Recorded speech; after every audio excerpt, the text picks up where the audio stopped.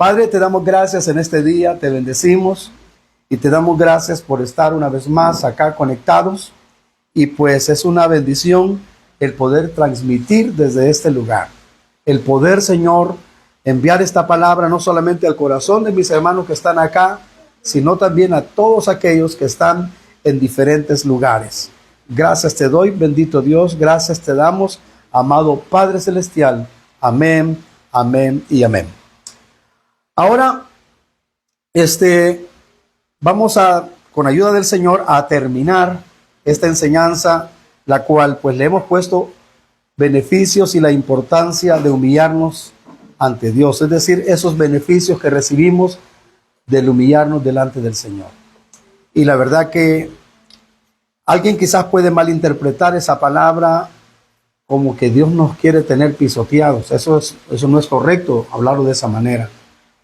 Me gustaba algo que decía un pastor que estuvo con nosotros el domingo y decía que si no te bajas, te van a bajar. Me llamó mucho la atención lo que el hermano dijo. Si no te bajas, te van a bajar. Es mejor humillarnos antes que nos vayan a bajar. Yo prefiero 1000 veces humillarme yo personalmente a que me humillen, porque que el Dios te humille, solo tenga la idea de lo que le pasó a Nabucodonosor. Dice que él se exaltó, pero me lo humillaron.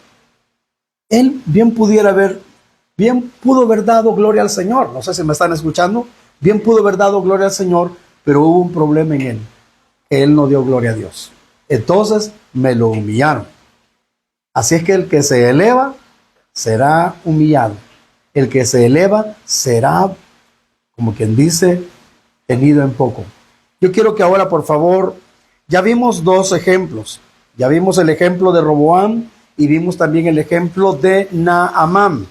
Ahora quiero que vayan, por favor, si ustedes tienen ahí este folleto que les hemos dado, también, ¿qué dijo Salomón cuando consagró el templo al Señor? ¿Qué fue lo que dijo? Y para ello, quiero que vayan, por favor, a 2 de Crónicas, en el capítulo 7, versículo 11.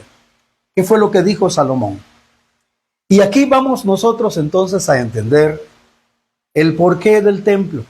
No era tanto tener una casa, no era tanto tener un lugar, sino más bien quién iba a estar en el lugar, porque un lugar puede ser muy bonito, incluso puede ser una casa de mármol, de cristal incluso, pero si Dios no está allí.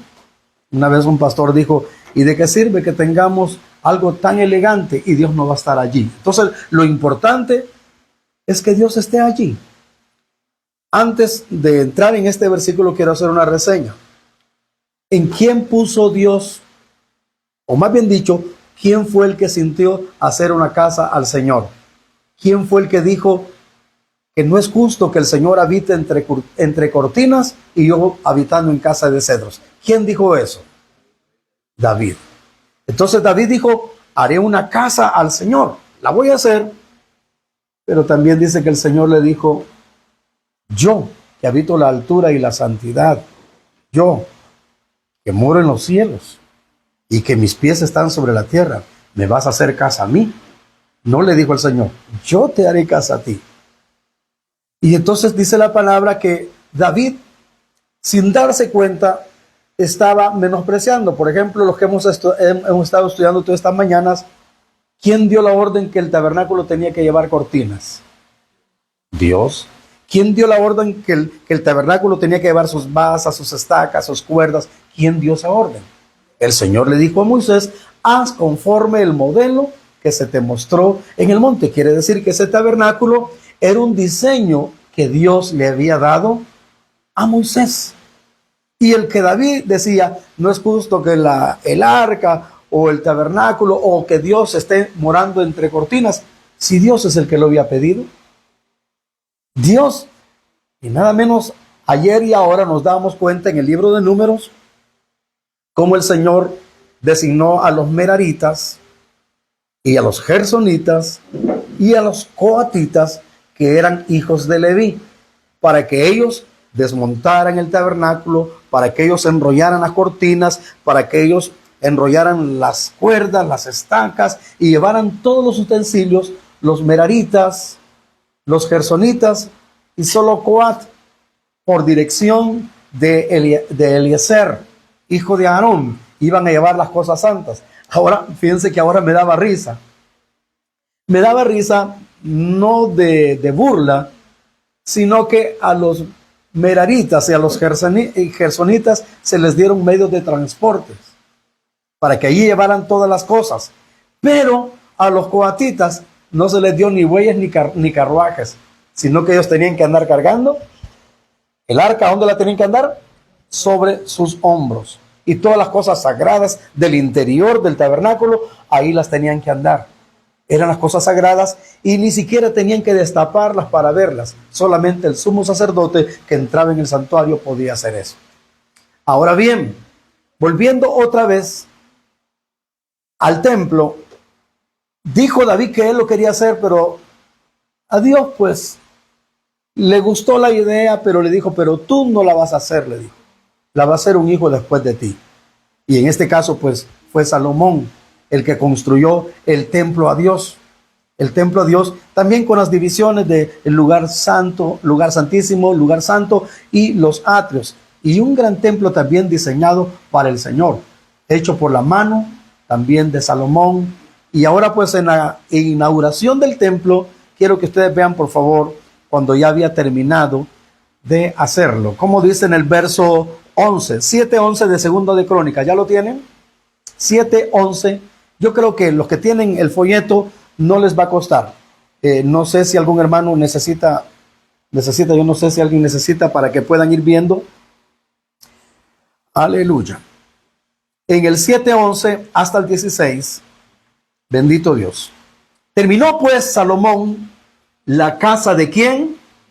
Del Señor. Y la casa del rey, porque eran dos cosas, era la casa del Señor y la casa del rey. Y todo lo que Salomón se propuso hacer en la casa del Señor y en su propia casa, ¿qué dice la palabra? Fue prosperado. Fue prosperado. Es decir, fue ayudado. Vale decir en esta noche que si algo vino del Señor, si algo el Señor lo permitió, Dios te va a ayudar. Dígale que tiene a su lado. Si algo Dios te lo puso, Dios te va a ayudar. Yo les podría decir, por ejemplo, aquí a los chicos que están también tocando, si el Señor ha puesto en su corazón renovar el equipo, Dios les va a dar mejores instrumentos. Aunque los que están buenos, pero si Dios quiere que tengan algo mejor. Yo estaba viendo por ahí uno de esos pianos que no sé ni cómo se llaman, unos rojitos, bien bonitos, no sé qué marca son, no sé realmente, no la recuerdo la marca, pero es bien bonito. Y estaba viendo un grupo de adoración, adorando al Señor, pero que ni siquiera ellos estaban viendo los instrumentos, sino que los estaban usando, pero una tremenda gloria fluyendo también. Ahora, dice la palabra que en todo lo que se propuso Salomón, el Señor lo prosperó. Y así como el Señor nos puede prosperar también acá. Por ejemplo, el proponernos. Por ejemplo, hoy doy gracias al Señor, que un hermano de la congregación, en este caso nuestro hermano Ariel, el Señor pues le puso en su corazón donar estas cosas para poner los parlantes. Y pues es una bendición el que las cosas vayan siendo tomadas en estima y siendo colocadas para una mejor pues función en el templo. Ahora dice que en todo lo que Salomón se propuso, Dios lo ayudó. Vamos, dígale que tiene a su lado. Si Dios pone en tu corazón hacer algo, ten por cierto que Dios te va a prosperar en eso que Él puso en tu corazón. A más de eso, quiero que vean adelante qué es lo que dice. Y apareció el Señor a Salomón de noche y le dijo, yo he oído tu oración. Ahora yo les voy a preguntar, incluso los que están conectados, ¿cuántas oraciones, cuántas peticiones habrán hecho delante del Señor? ¿Cuántos deseos habrán en su corazón? Sabe que me comentaba un pastor que mi esposa, mis hijos también lo conocen. Él está en Lourdes y dice que el Señor puso en su corazón ir a predicar a Lourdes, ir a ministrar allí. Y cuando él estaba ministrando allí, dice que comenzó en un lugar de alquiler, en un lugar chiquitito, ahí estaba. Pero de repente dice que él fue a ver un lugar donde era como un predio baldío, un lugar grandísimo. Y dice que el Señor puso en su corazón que pudiera comprar allí. Y dice, óiganme bien, que cuando él estaba allí, de repente salió el vendedor y le dijo, ¿de verdad usted está interesado en eso? Sí. Haga todas las vueltas que usted tiene que hacer y yo voy a hacer las mías. Y la verdad es que también Dios ha puesto en mi corazón el que este terreno sea consagrado para Dios. Así es que le vamos a dar un precio y el banco, el precio que le dé el banco, pues entonces vamos a ver cómo le hacemos para que usted tenga un buen precio. Y saben, el hermano fue ayudado. Ahora es uno de los lugares y unos locales grandísimos en el lugar de Lourdes. El pastor ahí, es más, él se congregaba con nosotros. Miren qué bonito, cuando estábamos allá por la cima, se congregaba por nosotros y cuando llegamos donde él me dijo, hermanos, le doy gracias al Señor, porque si en algo aprendí a adorar al Señor y a cantar al Señor, Dios me permitió hacerlo con ustedes. Y ustedes saben que aquí lo que es la alabanza, la adoración, con mucho respeto para Dios, amén. Y si lo hacemos de todo corazón. Ahora nos llenó de gozo el ver al hermano prosperar, el verlo prosperar. Entonces vemos aquí que Salomón, como él estaba delante del Señor, consagrando al Señor, orando al Señor, pero lo importante, vamos, digan conmigo, lo importante es que Dios escuche la oración. Porque el Señor le dijo, yo he oído tu oración y he elegido para mí este lugar por casa de sacrificio. Si yo cerrare, ahora viene lo demás. Imagínense, el Señor dice, elegí esta casa. Aunque el día de hoy esa casa de la cual está hablando aquí, saben que ya no existe. Y el único vestigio que queda es el que se le llama el cótel, o el muro, no sé si occidental, al que comúnmente le llaman el muro de los lamentos. Es donde los judíos llegan constantemente a pedir al Señor, porque ellos claman por la construcción del tercer templo. Ellos claman por la venida del Mesías. Y déjenme darles una noticia, y espero también que esto, en vez de que se asusten, mejor les ayude a preparar más su corazón. Porque recientemente se le mandó una nota al gobierno de Israel desde los Estados Unidos que urge que empiecen ya la construcción del templo. ¿Me están oyendo? Del tercer templo. Porque el primer templo, ustedes saben, pues fue destruido. El segundo templo, no sé si fue por Tito que fue destruido. No sé si el segundo templo fue Tito el que lo destruyó. Porque el primero, ¿quién fue el que lo destruyó? No sé si fue Babilonia, ¿verdad? Y luego después Tito. Y luego después lo reconstruyeron en la deportación. Cuando vinieron de Babilonia, pues lo reconstruyeron. Pero luego después, ahora pues ya no hay templo. Ya no hay templo en Jerusalén. Y quisiera que ustedes entendieran esto, que si Dios hizo cumplir la palabra cuando los apóstoles estaban con él, les dijo, ¿veis todo esto? Les dijo el Señor, no quedará piedra sobre piedra que no sea derribada. No sé, Barak, averiguame en qué tiempo fue destruido el segundo templo. En el año 70 después de Cristo, ¿verdad? O sea que tardó para cumplirse la profecía que Jesús dijo 70 años después. Fue destruido por ¿quién? ¿Quién fue el emperador que lo destruyó? Domiciano, en ese tiempo fue. Bueno, la verdad es que debemos de saber esto, que si los judíos hasta el día de hoy saben y entienden que ese lugar era lugar de adoración, que ese era lugar donde Dios iba a escuchar las oraciones del pueblo. Ahora, ¿cómo?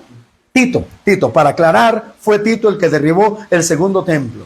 Entonces, en Israel tenemos más de 2000 años de no haber templo. Se han quedado sin templo.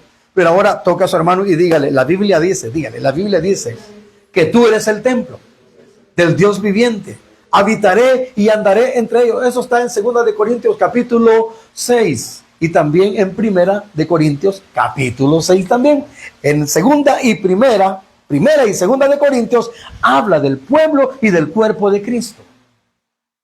Ahora, como ya no hay templo y solo hay muro, entonces en el muro ellos van a clamar, a buscar de Dios, porque ellos creen que el Señor en ese lugar escucha las oraciones.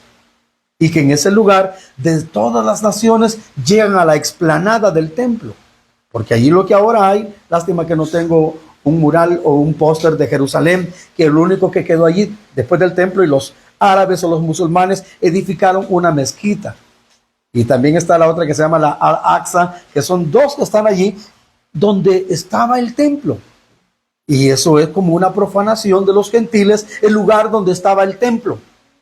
Pero ahora bien, si nosotros nos vamos ya en el espíritu, cuando el Señor le dice a Salomón, si yo, le dice el Señor, cerrare los cielos para que no haya lluvia, y si mandare la langosta que consuma la tierra, o si enviare pestilencia, ¿a quién?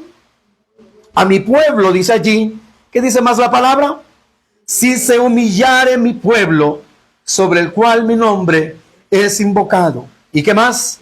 Y oraren y buscaren mi rostro y se convirtieren de sus malos caminos, entonces yo oiré desde los cielos y perdonaré sus pecados y sanaré su tierra. Pero, ¿qué es lo que determina entonces todo lo demás? El resultado de lo demás. ¿Cómo comienza? Si se ¿qué? Si se humillare mi pueblo. Hermano, ¿cómo nos cuesta humillarnos? Y sabe, hermano, que para humillarnos es un sinónimo de humildad. Solamente alguien que tenga un corazón humilde puede humillarse. Muchas veces estamos cometiendo errores, estamos fallando. No sé si me trago un poquito de agua. Si estamos fallando y muchas veces nos dedicamos a estar viendo los errores de los demás. Y eso no cuesta. Eso no cuesta. Estar viendo los errores de aquel, los errores de aquella, los errores del otro. Pero ¿quién puede ver sus propios errores? Gracias, hermano. ¿Quién puede ver sus propios errores?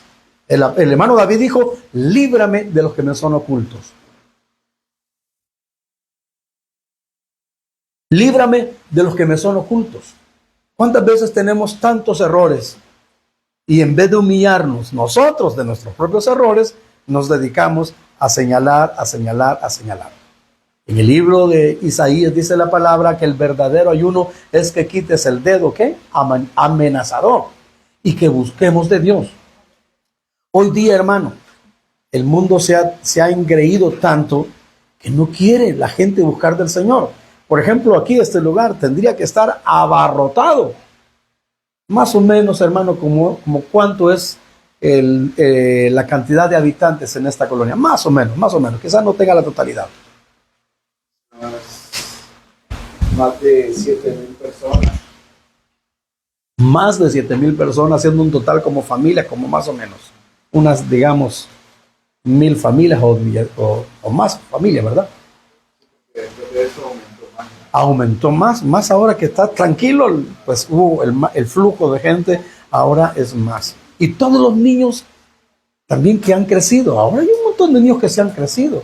Entre nosotros tenemos chicos también que se están creciendo. Imagínense, querida iglesia, si toda esta colonia la ganáramos para el Señor. Pero hay un detalle,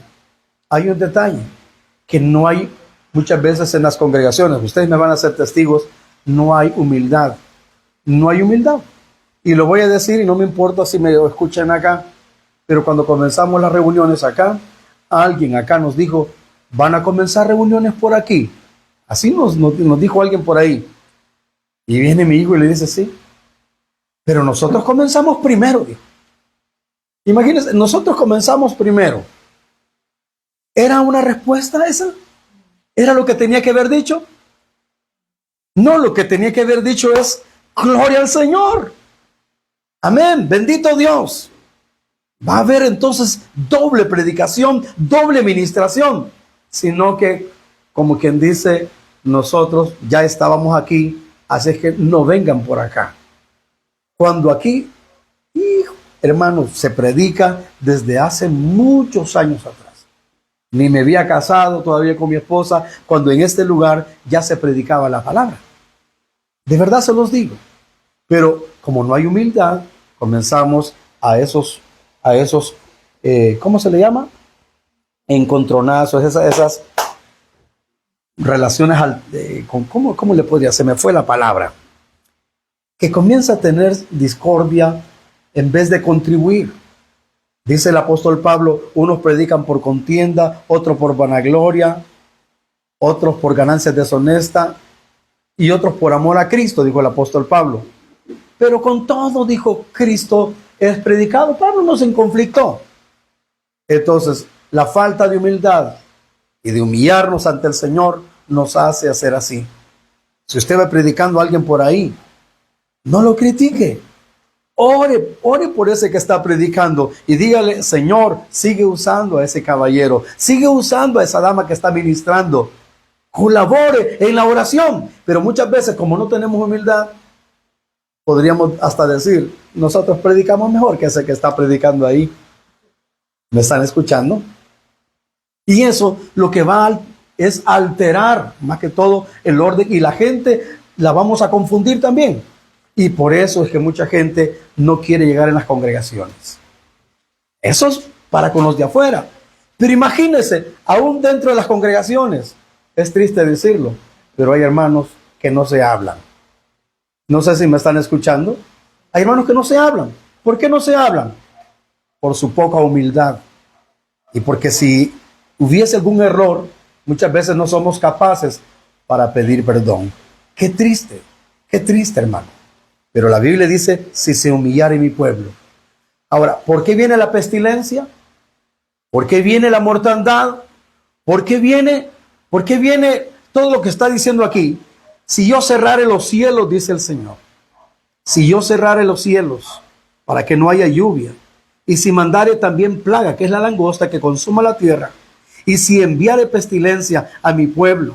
Imagínense todas estas cosas, a veces por haberse apartado del Señor, por haberse descomunicado, por no haber andado en comunión con el Señor, se desató la sequía, se desataron pestes, se desataron enfermedades.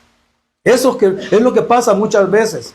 Y la única manera en que el Señor me echara a perder o va a ahuyentar esas cosas de su pueblo es que nos humillemos.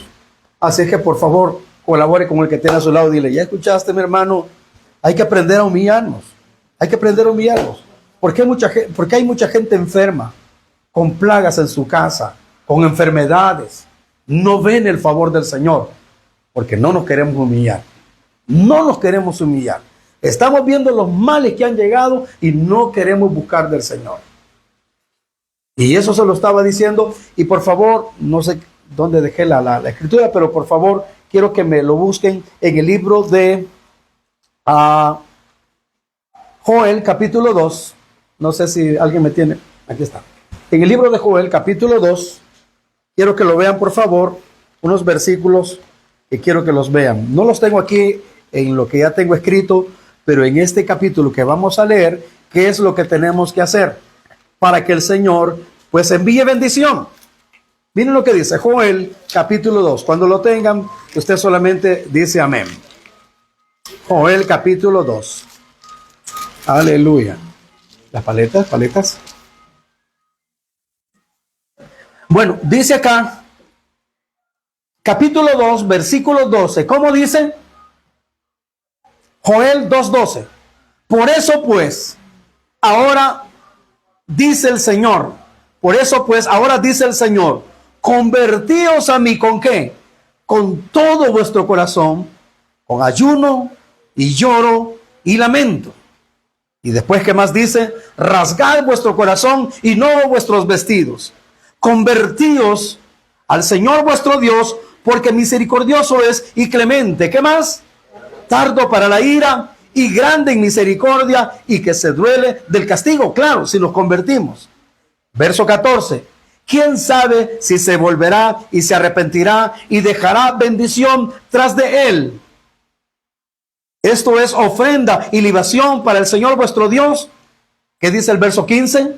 Tocad trompeta en Sión, proclamad ayuno, convocad asamblea, reunid al pueblo, santificad la reunión, juntad a los ancianos, congregad a quienes no los dejen, hay que congregarlos, a los que maman. ¿Y qué más dice la palabra? Salga de su cámara el novio, si es que hay algún novio, y de su tálamo la novia. Verso 17, y esto como que muchas veces los ministros quizás no les gusta escuchar, pero oigan lo que dice el 17. entre la entrada y el altar lloren sacerdotes, ministros del Señor. ¿Y qué es lo que deben de decir? Ahora, si yo te pregunto, Barak, donde dice entre la entrada y el altar, ¿a qué se está refiriendo? Al templo, ¿verdad? Entre la entrada y el altar. Entre la entrada y el altar. Es decir, el altar del holocausto, donde es el primero que se miraba en el tabernáculo. Ese altar del holocausto simbolizaba también el sacrificio de Cristo. Y todos, óigame bien por favor, a través del sacrificio de Cristo hemos sido limpiados, redimidos y perdonados y reconciliados con el Señor. Amén. Bendito Dios. Entonces dice, los sacerdotes, ministros del Señor entre la entrada y el altar, ¿qué es lo que deben de hacer? ¿Qué es lo que deben de decir? Dice la palabra que lo que tienen que hacer es decirle al Señor: perdona, oh Señor, a tu pueblo y no entregues al oprobio tu heredad, para que las naciones no se enseñoreen de ella. Porque ¿qué han de decir los pueblos? ¿Dónde está ahora su Dios? Pero cuando ellos lo estén haciendo, cuando los ministros del Señor, porque es bien fácil, hermano, óigame bien, es bien fácil decirle a los hermanos: hermanos, humíllense, hermanos, busquen del Señor. Pero los ministros no lo queremos hacer. Ah, no, de verdad, los que predicamos andamos tan erguidos, tan creídos. Es triste lo que voy a decir. Llegamos nosotros a un lugar en Nueva York, en el Bronx, y en ese lugar había una conferencia de varias congregaciones, pero en el frente había como un sillón de esos como que son para descansar, y luego también una mesita con varias botellas y vasos con agua y todo. Y todos los hermanos allá en la parte de abajo con un gran calor, porque se estaba haciendo gran calor, y ellos hasta con la piernita cruzada, echándose agüita y todo. Y se miraba aquello todo contradictorio. Unos exaltados y otros allá en la llanura, podríamos decir, allá en el valle, donde no estaban ni siquiera recibiendo agua para mitigar su sed. Bueno, y nosotros observamos el ambiente y se supone que el evento se llamaba Avivamiento. Imagínense, y estaban allá sentados con la piernita cruzada, echándose agüita, los hermanos clamando abajo y ellos solos allá, y hasta con la mirada y hasta con su posición que no denotaba nada de humillación. Y luego yo le decía al hermano que andaba conmigo: ¿por qué no nos vamos, brother? No me sentía bien. No, me dijo: tenemos que hablar con el hermano. Tenemos que hablar con el hermano, con ese que estaba ahí arriba. Bueno, total que nos esperamos. La cuestión fue que cuando él se bajó, oiga bien, cuando él se bajó, supuestamente conocía al hermano. Yo esperaba que él llegara, lo abrazara y se fundiera en un fuerte saludo y de cariño, sino que lo vio así con una mirada despreciativa. Así lo vio. Y luego después se nos queda viendo a los que andábamos con él y nos dice: ¿y ustedes de qué concilio son? Imagínense que de qué concilio éramos nosotros.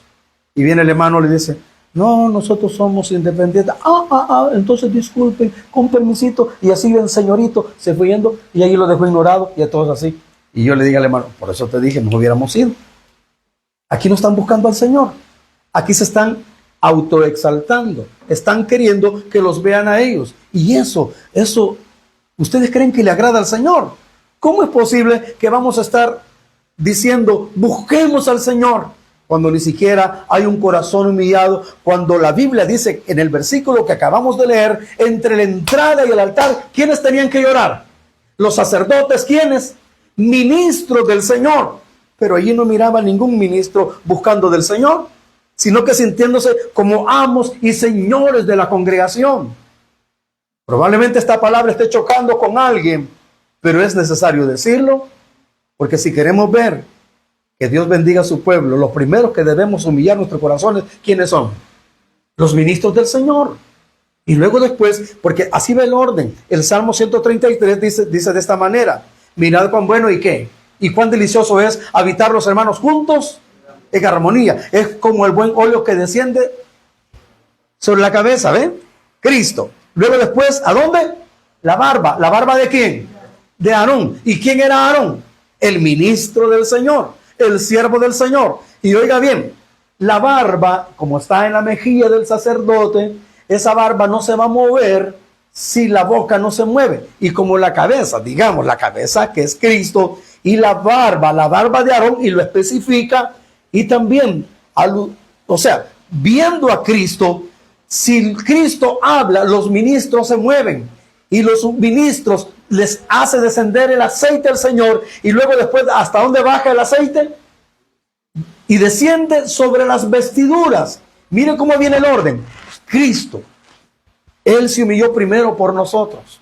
Y luego nosotros aprendemos del Señor, que Él dijo, aprended de mí que soy manso y humilde de corazón. Los ministros, sacerdotes del Señor, luego después de que hemos visto el ejemplo en Él, luego después la barba es ungida, los ministros ungidos y saben humillarse delante del Señor. Luego después que, oigan bien esto, puede pasar ahí, no hay ningún problema, puede sentar. Bendito Dios. Fíjense bien, cuando los ministros dan el ejemplo en humillarse delante del Señor, cuando los ministros andamos ungidos, cuando los ministros andamos bajo la dirección de Dios, al pueblo, digan conmigo, no le va a costar. Te voy a hacer una pregunta, mi hermano. ¿Qué pasó con Roboam, con la enseñanza que dimos la vez pasada? ¿Qué fue lo que hizo Roboam? Ustedes ¿qué les dijo el Señor? Se han alejado de mis leyes, se han apartado de mí, y por eso viene el rey enemigo contra ustedes y lo va a destruir. Dice de la palabra que el rey, ¿qué fue lo que hizo? Le dijo a los príncipes, es decir, a los sacerdotes del pueblo, dice el Señor que viene destrucción. Y los sacerdotes, ministros del Señor, entendieron que venía destrucción. ¿Y qué hicieron ellos con el rey? Se humillaron. Y entonces dice la palabra que el profeta les vino a decir, y le vino a decir a Roboam, Roboam, así dice el Señor, ya no lo voy a destruir, porque yo he visto que se han humillado delante de mí. Aleluya, bendito Dios. Cuando nos humillamos, hermanos, entonces el Señor detiene aquello que nos va a destruir. Santo Dios. Yo le voy a decir algo bien así, pero personal a cada uno de ustedes. Si de repente Dios dice que viene guerra, que viene enfermedad, que viene esto, que viene lo otro, ¿qué es lo que tenemos que hacer? ¿Divulgarlo o humillarlo? ¿Qué es lo que tenemos que hacer? Humillarnos. ¿A qué lo oyó? Y lo que dijo, no, humillémonos para que Dios no nos destruya.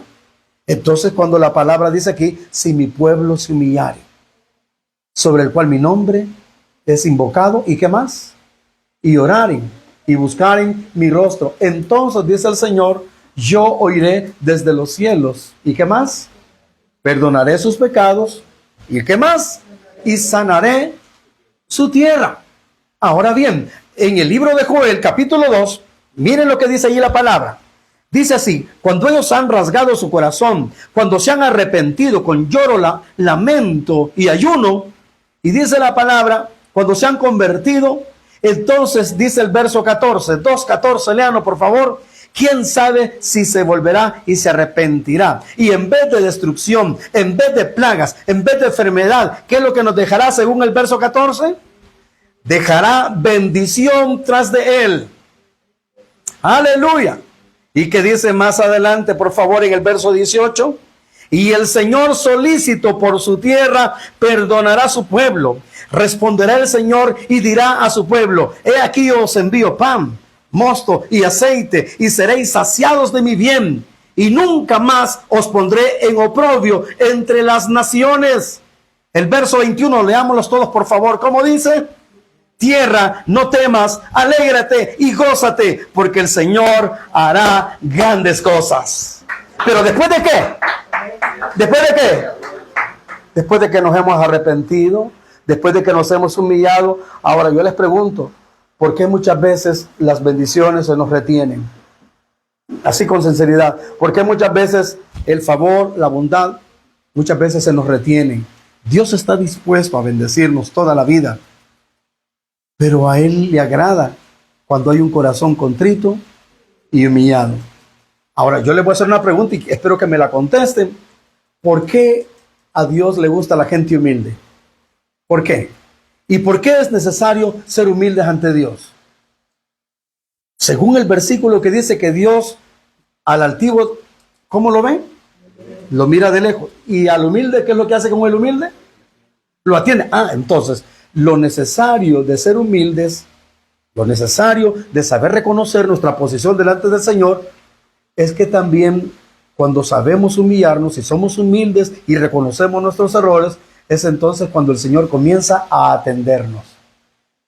Yo le decía a un hermano aquí que hay cosas que ni siquiera las hemos pedido, pero desde el momento que comenzamos a humillar nuestro corazón, y solo quiero, fíjense que yo quería terminar, de verdad, solo quería terminar esta enseñanza este día, pero tal cual veo, se me está haciendo difícil. Vámonos a Daniel 7, por favor. Por favor, rapidito a Daniel, capítulo 7. Aleluya. Cuando lo tengan, solo me dicen amén. Y solo vamos a leer. No, es el capítulo 10 de Daniel. Capítulo 10. Cuando lo tengan, usted solamente diga amén. Aleluya.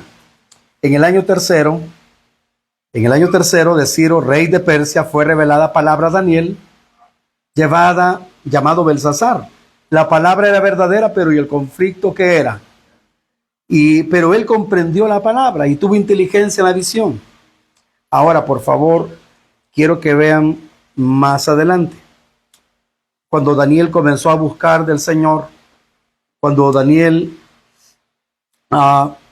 dice la palabra que al escuchar pues lo que iba a suceder y lo que Dios estaba diciendo, entonces dice que en el verso 8, lean por favor. Cuando Daniel vio la visión, dice que él quedó solo y vio esta grande visión y ya no quedó fuerza en él. Antes mi fuerza se cambió en desfallecimiento y no tuve vigor alguno. Pero oí el sonido de sus palabras y al oír el sonido de sus palabras caí sobre mi rostro en un profundo sueño con mi rostro en tierra. O sea, en otras palabras, humillado. Y he que una mano me tocó e hizo que me pusiese sobre mis rodillas. O sea, estaba postrado, mas el Señor hizo que se arrodillara nada más. Y sobre las palmas de mis manos. O sea, ¿cómo es? De rodillas, así, ¿ve? Así. No lo puedo hacer acá, pero de rodillas, con las palmas de las manos sobre tierra y las rodillas también. Miren la posición de Daniel. Estaba totalmente tirado al suelo, pero el Señor, no, arrodíllate, pero pon las manos sobre, como quien dice, sobre tierra. Quédate allí.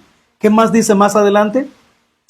Y aquí una mano me tocó e hizo que me pusiese sobre mis rodillas y sobre las palmas de mis manos. Y me dijo, Daniel, varón muy amado, está atento a las palabras que te hablaré y ponte en pie. Mire, después de que se humilló, como le dicen, ponte en pie, levántate, porque el que se humilla será levantado, será exaltado.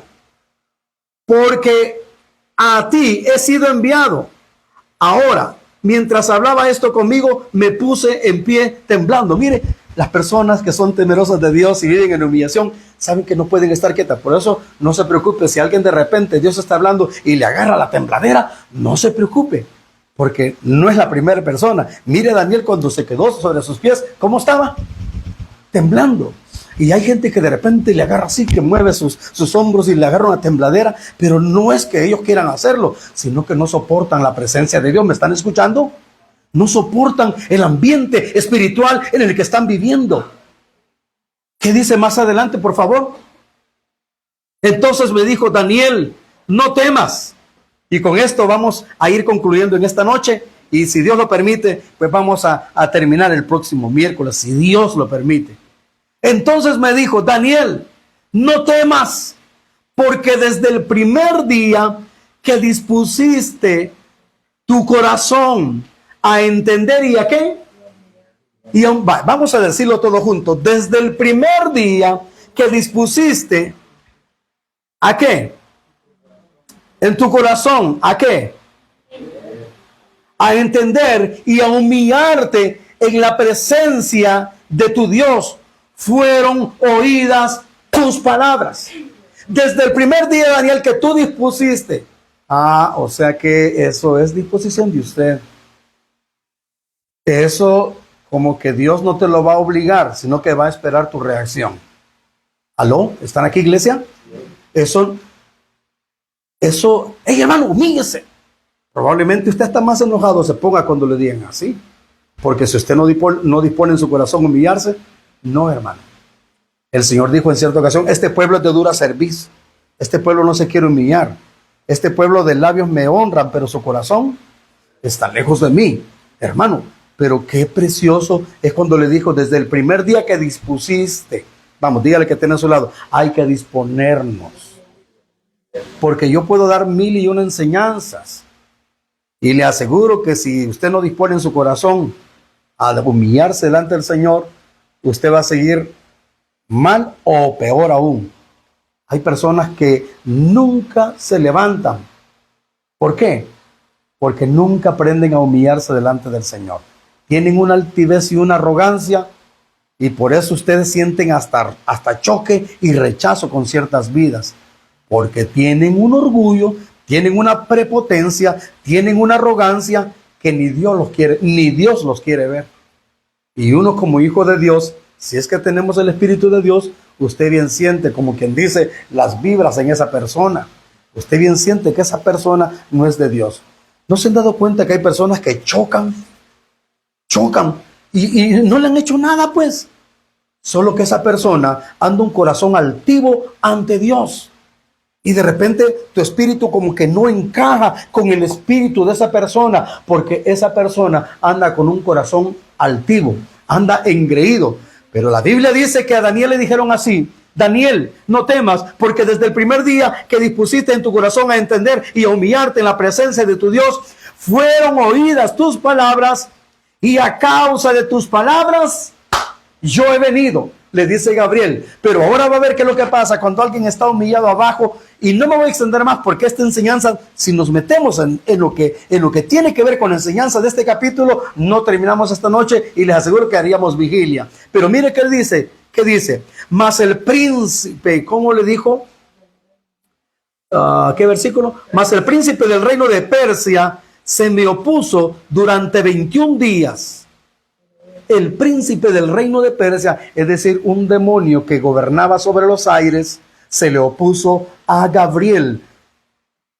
Y luego dice más adelante, durante 21 días, los días que Daniel estuvo ayunando, y dice la palabra, pero he aquí Daniel, uno de los principales príncipes, vino para ayudarme, y quedé allí con los reyes de Persia. Mira, hermano, quiero que ustedes entiendan esto.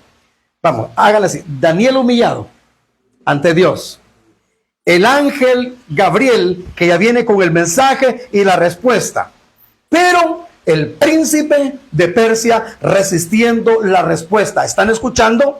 O sea que algunas veces hay respuestas que no te vienen. Y ayunas una vez, ayunas 2 veces, 3 veces, 4 veces, y no hay respuesta. Porque ¿cuántos días ayunó Daniel?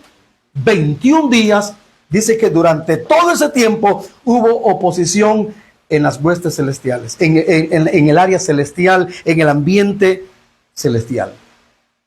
No podía pasar Gabriel, porque había un espíritu que lo estaba deteniendo con la respuesta que él venía.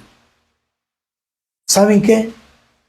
Cuando ya Gabriel llegó donde le dijo, Daniel, no temas, porque Miguel vino a ayudarme y me despejó el terreno. La atmósfera me la limpió para que yo viniera con el mensaje para tu vida. Porque desde el día que tú dispusiste a humillarte, fueron oídas tus palabras. Y el Señor envióle el mensaje, pero ¿qué sucede? El príncipe de Persia me estaba haciendo resistencia. Pero en este caso quiero que ustedes noten algo, hermano. Que cuando alguien se humilla, Dios envía su palabra. Y aunque hay oposición en la atmósfera, siempre habrá un espacio para que el mensaje y la respuesta a tu petición venga en el momento exacto. ¿Están oyendo, iglesia? ¿Qué peticiones habrás presentado tú? ¿Has estado humillado delante del Señor? ¿Has estado humillado delante del Señor, buscando del Señor? No te preocupes, dice el Señor. No temas, dice el Señor, porque a su tiempo la respuesta vendrá a tu camino, vendrá de camino y vendrá hacia tu vida. Y como el Señor le dijo también a Joel, dile al pueblo que no tema, que se goce y que se alegre, porque el Señor hará grandes cosas a través de su pueblo, y mi pueblo nunca más será puesto en oprobio entre las naciones, porque yo lo voy a bendecir con vino, con mosto, con pan, con aceite, y mi pueblo nunca jamás será avergonzado. Pero antes que hubo humillación, arrepentimiento, búsqueda delante del Señor.